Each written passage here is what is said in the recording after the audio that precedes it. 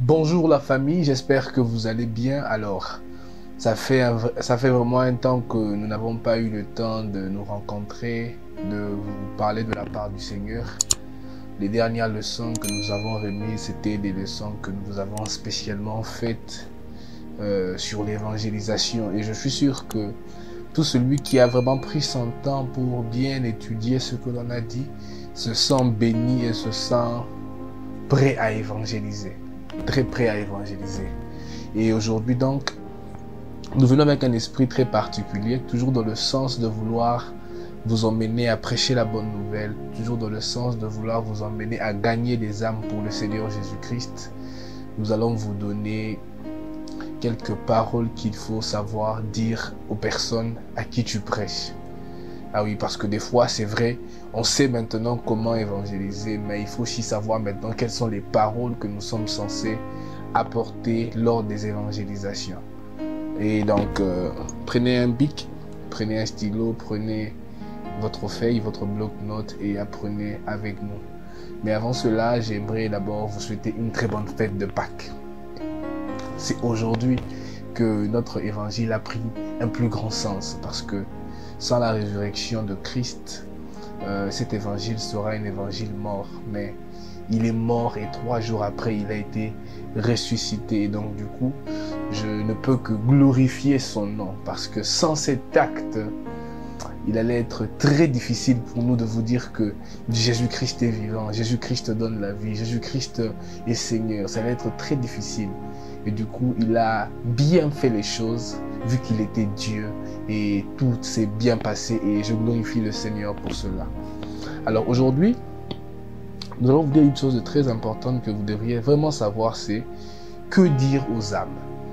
Mes amis, vous savez, lorsque nous allons prêcher, nous n'allons pas dire aux âmes des choses qui n'ont aucun sens. Nous n'allons pas dire aux âmes des choses qui nous plaisent. Il faut leur faire comprendre des choses qui sont plutôt simples, mais qui vont quand même leur emmener à avoir un aperçu un peu clair de là où vous voulez les emmener. Et donc du coup, le premier point très important, si vous avez vraiment le temps, et j'aimerais d'abord donner un noté bien. Vous savez, ces choses, ce sont des choses basiques qu'il faut simplement connaître. C'est pas que non, à chaque fois que tu iras prêcher, que tu devras aller dans ce que je dis. Non.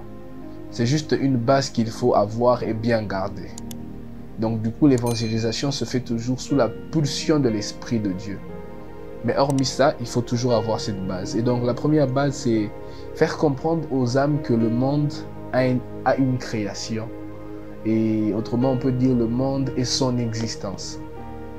Il faut faire comprendre à ces personnes que vous prêchez que Dieu a existé avant le monde.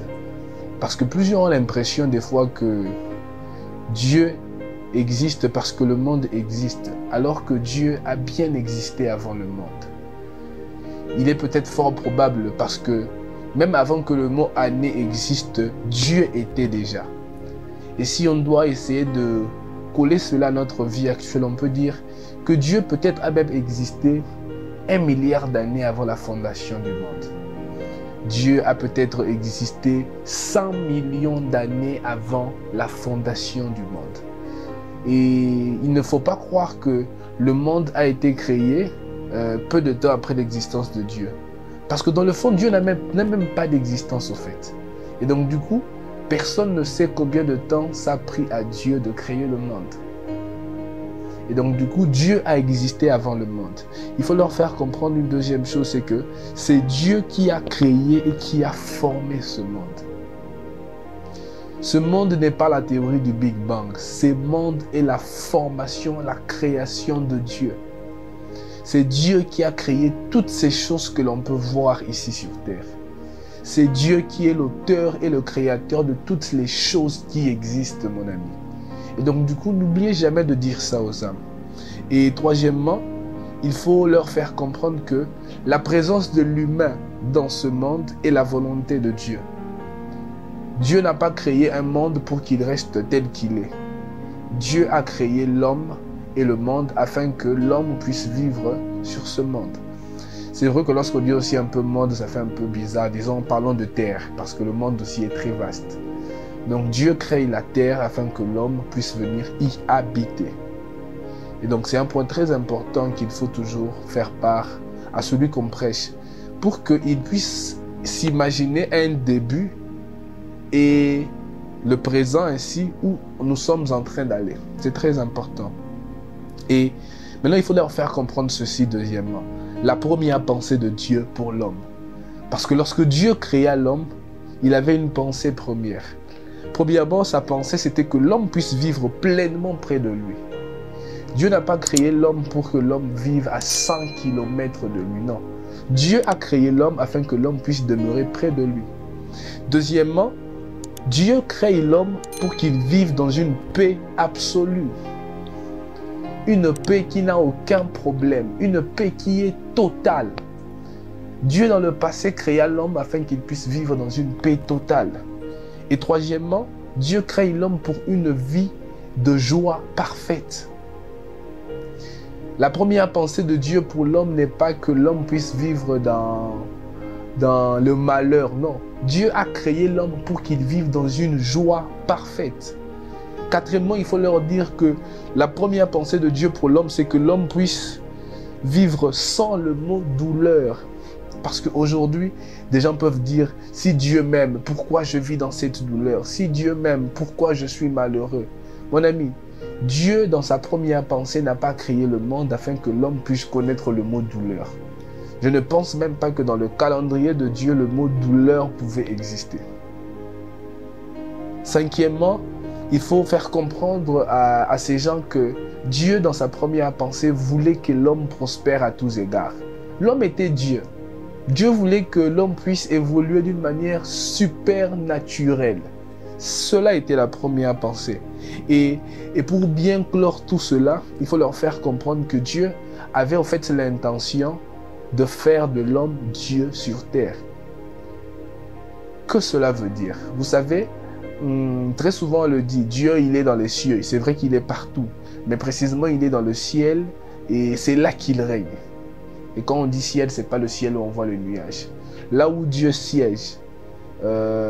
Maintenant, Dieu voulait créer en fait une doublure sur la terre. Dieu voulait que l'homme soit le Dieu de la terre. Qu'il soit celui qui règne tel que lui, il règne dans son trône élevé. Mais sur la terre. Voilà la première pensée de Dieu. Mais le point maintenant qu'il faut essayer un peu de soulever, c'est de leur demander, de leur informer qu'est-ce qui est arrivé à cette pensée. Parce que l'homme peut dire, ok, tu me prêches l'évangile. Maintenant, explique-moi en fait, où est partie cette pensée? Premièrement, il faut leur dire, cette pensée a été détruite par le péché. Mes amis, si Adam et Ève n'avaient pas commis la faute qu'ils avaient commise, cette pensée allait être notre quotidien de tous les jours. Cette pensée allait être notre vie quotidienne. Une vie sans malheur, sans douleur. Parce que c'est d'ailleurs après que vous allez voir que quand le péché est venu, que les mots douleur ont commencé à être employés, des mots comme malheur, toutes ces choses. Dans la première pensée de Dieu, il n'y en avait pas. Du coup, le péché a détruit cette pensée de Dieu. Elle a été détruite par la désobéissance. Deuxième point qu'il faut leur dire.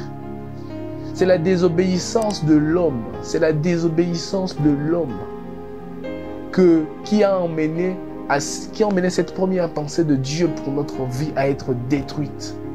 C'est comme un père qui veut un bonheur à son fils, mais le fils ne veut pas recevoir ce bonheur que le papa veut de lui.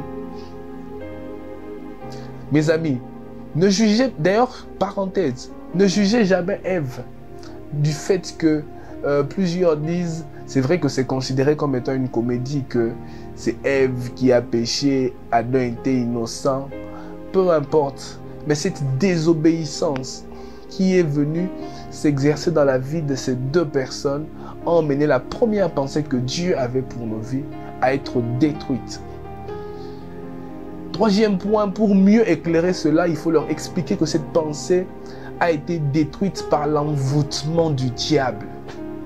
Le diable est un menteur. Le diable ne peut jamais venir te parler pour te proposer quelque chose qui sera bon pour ta vie. Non! Jamais il le fera. Il vient toujours avec des envoûtements. Il vient toujours avec des points qui viennent nous fermer les yeux. C'est le diable qui est venu envoûter Ève. C'est le diable qui est venu détruire la bonne pensée de Ève. Il a pu détourner la pensée de Ève vers ce que Dieu avait dit. Et il a focalisé sa pensée vers ce que lui voulait que Ève voie. Et donc du coup, faites attention avec le diable. Il ne peut que vous envoûter. Il ne peut jamais vous faire part d'une solution qui peut vous conduire dans un quelconque chemin. Non. Il vous conduira que dans les ténèbres. Et quatrièmement, cette pensée a été détruite par le total besoin de l'interdit. J'aimerais ouvrir une parenthèse. Mon ami, n'accepte jamais de toucher l'interdit pour plaire à ce que tu veux. Car attention, cela peut détruire une pensée que Dieu avait pour ta vie. Dieu peut programmer peut-être que dans le parcours de ta vie que tu puisses devenir ceci ou cela. Mais à cause d'un interdit qu'il ne fallait pas toucher que tu touches, et tu te retrouves perdant, tu te retrouves loin du chemin que Dieu voulait impliquer dans ta vie. Tu te retrouves loin de la grâce que Dieu voulait déposer dans ta vie. Et d'ailleurs, apprenez cela. Des fois, il est possible que tu puisses pécher. Et après venir demander pardon. Oui, c'est le bon Dieu, il va te pardonner. Mais attention, il se peut que tu perdes quelque chose à cause de ce péché. Ah oui, il est possible que peut-être... c'est comme au fait des conséquences qui arrivent. Supposons que tu me coupais la main et que tu me demandais pardon. Je te pardonne. Mais attention, la main qui a été coupée ne peut plus revenir. Et donc, faites attention avec les interdits de Dieu. Il est possible que derrière cet interdit que Dieu te demande se cache une clé principale de ta vie. Et en touchant l'interdit, tu peux perdre quelque chose. Et c'est à cause de l'interdit que cette pensée que Dieu avait pour nous fut détruite, malheureusement. Du coup, nous nous retrouvons maintenant dans un système nouveau. Dans le passé, l'homme était tellement près de Dieu qu'à cause de cette pensée qui a été détruite par l'envoûtement du diable, nous nous retrouvons loin de Dieu et très près du diable. Mes amis, apprenez ceci. À chaque fois que vous êtes en train de vous éloigner de Dieu, vous vous rapprochez du diable. Et à chaque fois que vous décidez de vous éloigner du diable, vous êtes en train de vous rapprocher de Dieu. Et le nouveau système mondain, après cette chute, après cette première pensée qui a été détruite, c'est que nous commencions maintenant à vivre tellement près du diable que ce que nous étions dans le passé. Nous sommes devenus près de Dieu. Nous avons quitté la présence de Dieu pour aller face à un monde qui nous exposait au diable. Un monde qui nous exposait aux fruits du diable. Parce que vous savez, lorsque vous vivez près du diable, il a la possibilité de venir s'aimer des choses en vous qui vous permettent de vous éloigner encore tellement bien de Dieu. Et donc du coup, à cause de cette pensée qui a été détruite, dites-leur que nous nous sommes retrouvés près du diable. C'est pour cela qu'il peut se demander pourquoi j'ai un esprit de haine. Ce n'est pas sa haine à elle. Ce n'est pas la haine de la personne comme elle pense. Non. C'est le fait que nous sommes allés tellement loin de Dieu, que nous sommes devenus proches du diable, que nous portons même les caractéristiques du diable.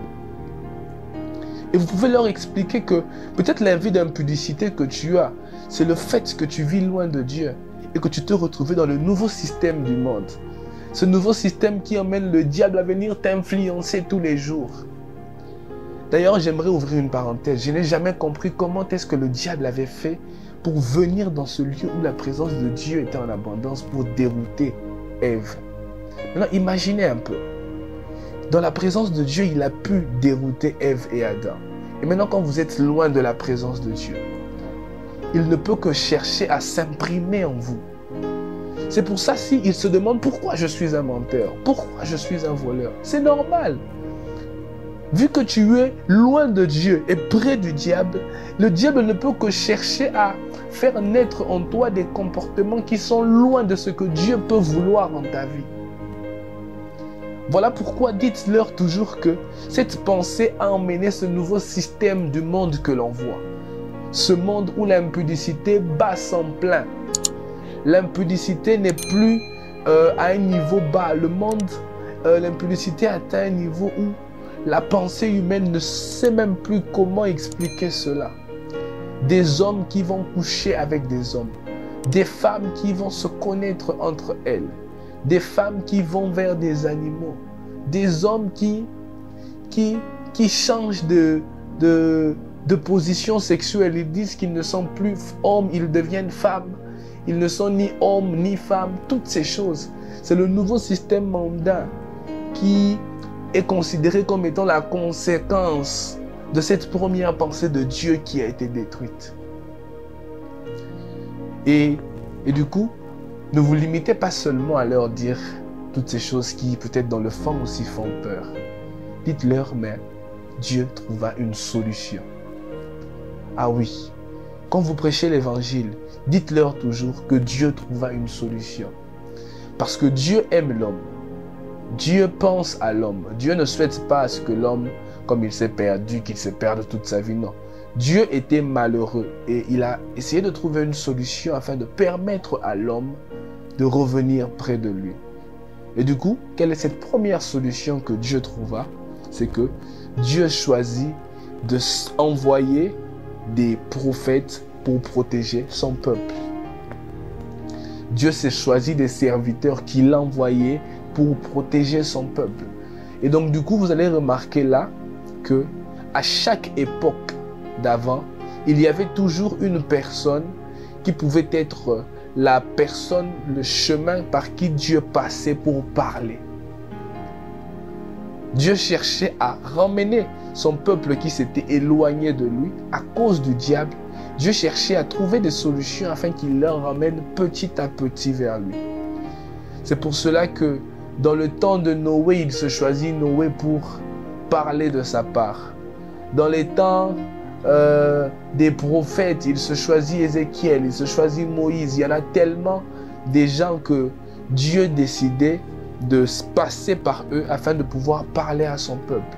Lorsqu'il voulait communiquer une pensée, lorsqu'il voulait avertir son peuple, il se choisissait toujours de personnes afin qu'ils ne puissent pas vivre selon le système mondain de leur époque, mais qu'ils puissent, malgré le fait qu'ils sont loin de Dieu, essayer de revenir près de lui petit à petit, en faisant des choses que lui, il voulait, en faisant des choses que lui jugeait être bon pour nos vies, afin d'être près de lui.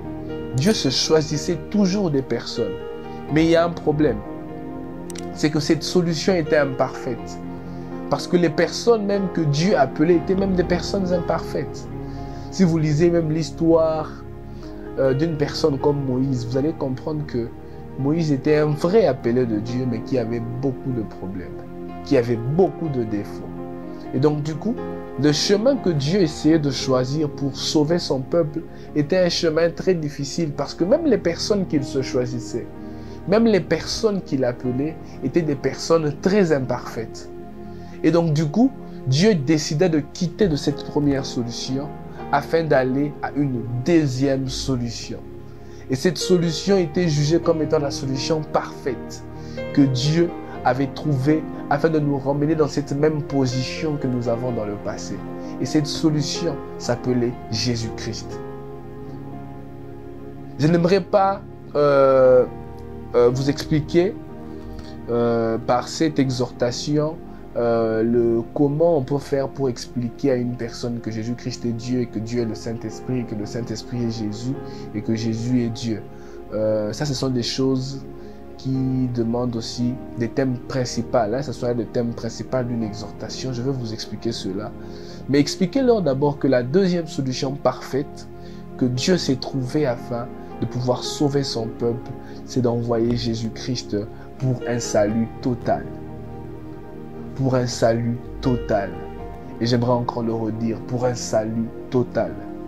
Mes amis, Jésus-Christ est venu afin qu'il puisse nous donner la vie que nous n'avions pas, afin qu'il puisse nous donner ces privilèges que nous avions perdus dans le passé. Voilà pourquoi j'aime les portions des Écritures qui, lorsqu'il parle de Adam, mentionnent le premier Adam. Et quand il parle de Jésus, il mentionne le deuxième Adam, afin de nous expliquer que le privilège du premier Adam peut être restauré par le privilège que le deuxième Adam va nous donner. Parce que ce deuxième Adam n'est que Dieu qui a accepté de se faire chair afin de nous sauver, afin de nous ramener près de lui. Donc c'est Dieu qui met en place un système pour sauver son peuple afin de lui ramener près de lui. C'est comme un enfant qui joue à cache-cache avec son père. Vous savez, lorsqu'un père joue à cache-cache avec son fils, il ne voudra jamais se cacher à un endroit où il sait que le fils ne pourra pas le rencontrer. Il peut laisser des petits signes, des petits schémas qui conduisent le fils vers le père. Et c'est ce que Dieu a fait. Il est venu lui-même sur terre en tant que Jésus-Christ, fils de Dieu, afin que nous puissions revenir près de lui par lui. Ah, je bénis Dieu et je ne cesserai jamais de glorifier son nom pour ce qu'il a fait. Et du coup, dites-leur que la solution parfaite que Dieu avait trouvée, c'est que nous puissions être sauvés par Jésus-Christ. Et donc du coup, Jésus-Christ est le sauveur de l'humanité. Toutes les personnes qui existent sur terre, ils n'ont qu'un seul sauveur, c'est Jésus-Christ. Deuxièmement, Jésus-Christ est la perfection des perfections. Il n'est pas seulement parfait. Son chemin n'est pas seulement parfait. C'est la perfection des perfections. Parce qu'il vous donne tout, sauf rien. Tout sauf rien. Ah, mes amis, je pense que lors de la deuxième partie de cette pensée, vous serez énormément bénis quand je vous parlerai de Jésus sauve. Du coup, Jésus-Christ est notre réconciliation avec le Père. Jésus-Christ est celui qui nous ramène dans ce jardin où nous avons été chassés. Oui, c'est Jésus-Christ. Jésus-Christ est notre clé pour le salut sur terre et éternellement. Donc quand Jésus-Christ vient, il te donne non seulement le salut ici sur terre, mais il te donne le salut sur terre ici et éternellement. Tu es sauvé ici sur terre parce qu'il y a des privilèges qu'il te donne. Hein. Je pense que je veux mieux expliquer cela. Et après ta vie ici sur terre, il te donne encore une suite. Quelque chose, en fait, c'est genre, on ne s'arrête pas là, on continue. Même éternellement, vu que ton esprit est éternel. Même éternellement, je te donnerai une assurance qui va t'emmener dans des très bonnes choses. Tu vivras près de mon Père. Tu vivras près de Dieu.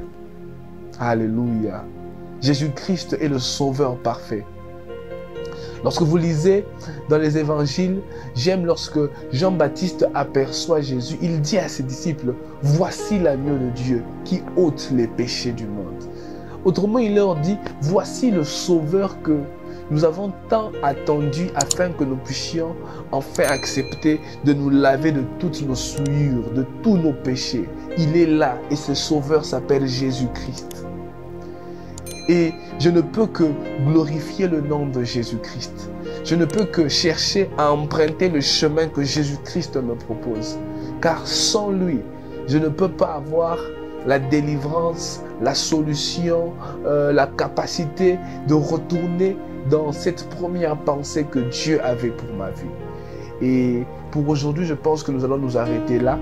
Je pense qu'à la deuxième session, je vais vous parler de ce que ce Jésus-Christ qui est le sauveur parfait peut faire dans votre vie. Et vous aurez le temps d'en faire part aux personnes que vous allez prêcher. Vous allez leur dire qu'est-ce que Jésus-Christ peut faire dans leur vie. Et je veux prendre des exemples quotidiens de notre vécu de tous les jours afin que vous puissiez leur expliquer cela, leur donner, prendre un cas et donner la solution que Jésus peut donner. Et vous allez voir que cela ne sera que merveilleux. Alors, que Dieu vous bénisse abondamment. Je veux prier pour vous pendant quelques minutes et après, je pense que vous serez embrasés encore par ce feu de vouloir aller prêcher l'évangile, par ce feu de vouloir aller dire aux gens que Jésus-Christ les aime. Père éternel, je prie dans le nom de Jésus-Christ.